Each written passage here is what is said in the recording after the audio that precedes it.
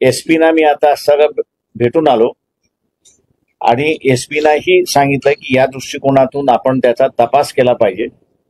एसपीने हे मान्य केलं की ऑनर किलिंग आहे त्या सगळ्या याच्यामध्ये. दुसरं आम्ही त्या ठिकाणी विनंती ही केली की आणि सर्वच याच्यामध्ये गव्हर्नमेंटने केलं पाहिजे असं मला स्वतःला वाटतं की पोस्टमॉर्टम ज्यावेळेस होता त्यावेळेस फक्त असारा विषकारा जो आहे तो त्या ठिकाणी ठेवला जातो. विष बाधा झाली असेल तर मग ही पद्धत अवलंबलेली बरोबर आहे असं मी त्या ठिकाणी मानतो.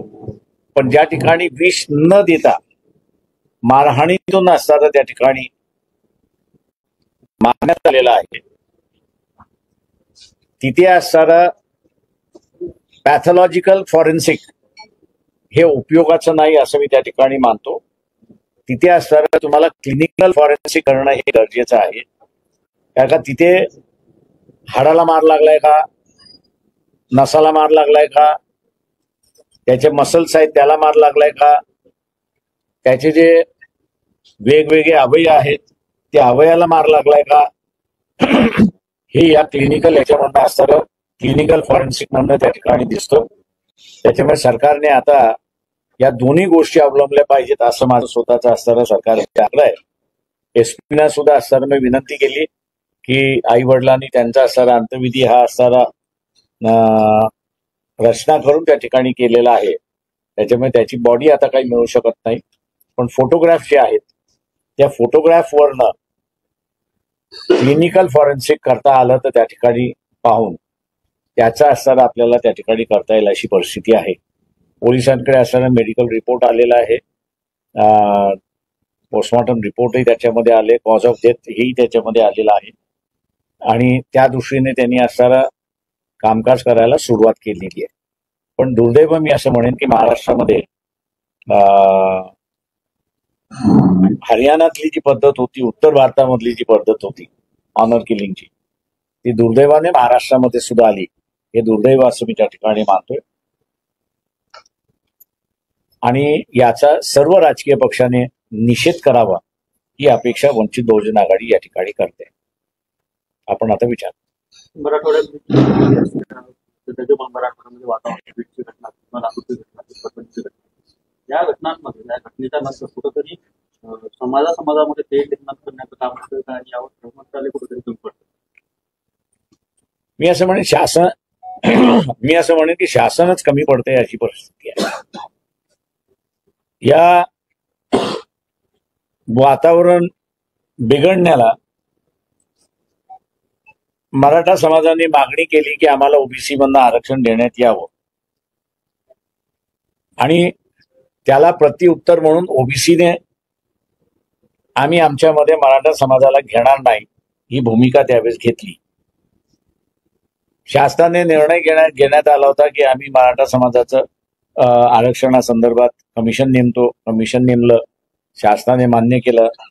त्या क्षणाला मला असं वाटत होतं की शासनाने सर्व स्टेक होल्डर्स जे आहेत त्याची बैठक बोलवली पाहिजे होती आणि शासनाच्या हातामध्ये जे आहे ते शासनाने केलेलं आहे. आता हा आम्ही घेतलेला निर्णय कायदेशीर आहे की नाही, घटनात्मक आहे की नाही, घटनेमध्ये बसतो की न बसतो याची तपासणी कोर्ट करेल. कोर्टाने दिलेला निर्णय आज सर्वांनी मान्य केला पाहिजे होता. हे जे असणारं सर्व स्टेक होल्डर्सकडून त्यांनी वधवून घेतलं पाहिजे होतं. दुर्दैवाने शासनाने त्यावेळेसही केलं नाही किंवा आता ही जी परिस्थिती आलेली आहे परभणीतली असेल, बीड मधली असेल, लातूर मधली असेल आणि उद्या कुठल्या तरी अजून जिल्ह्यामधली येईल, या संदर्भात सामाजिक सलोखा राहिला पाहिजे यासाठी जी पावलं उचलली पाहिजेत ती पावलं त्यांनी उचलली नाहीत. आणि म्हणून आपण बघत असाल बीड असेल, परभणी असेल आणि लातूरमध्ये या घटना घडल्या त्या समाजामध्ये पर्क्युलेट व्हायला लागलेल्या आहेत. त्या पर्क्युलेट होणार नाहीत याची ती दक्षता घेतली पाहिजे. ती दक्षता घेतल्या जात नाही अशी असणारी परिस्थिती आहे. साहेब, बीडचं जो प्रकरण आहे त्याच्यामध्ये सीआयडी असेल किंवा तपास यंत्रणा जी आहे त्याच पद्धतीनं परभणीमध्ये सुद्धा जशा यंत्रणा राबवल्या पाहिजे होत्या पण ते राबवल्या जात नाही. त्याच्याकडे कसं बघताय? असे बीडमध्ये पोलीस यंत्रणा राबलीच नाही. तुमची माहिती चुकीची आहे.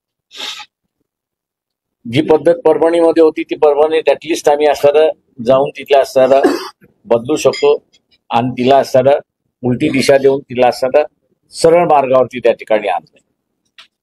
लातूर मधलं सुद्धा असणारं जे आहे ते आता एसपीशी मी टेलिफोनवरती सुद्धा बोलत होतो आणि आज प्रत्यक्षात असणारं आहे. त्यांनीही असणारं कायदेशीर आपल्याला जे जे करायचं आहे तेही करायला त्या ठिकाणी सुरुवात केलेली असं म्हणेल.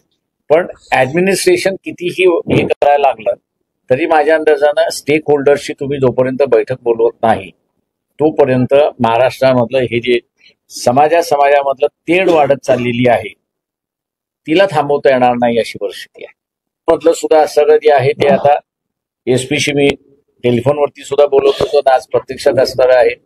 त्यांनीही असणारं कायदेशीर आपल्याला जे जे करायचं आहे तेही करायला त्या ठिकाणी सुरुवात केलेली असं म्हणेल.